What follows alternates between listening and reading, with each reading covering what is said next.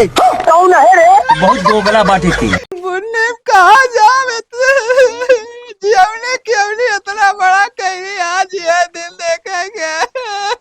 हम क्या जाने जाए कहाँ रुक जाना जतना कही उतना करा। अच्छा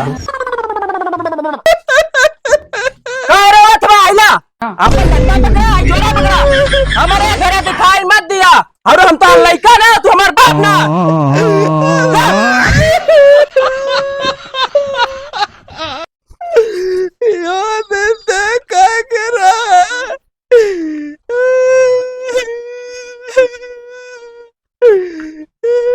पापा तू हमार हाथ पकड़ लाला नहीं तू अपने बापे को मार कर हम जाके बचा ले ले। अरे बेटवा तू कुछ जनता ना बीचे में गजर गजर बोला ना।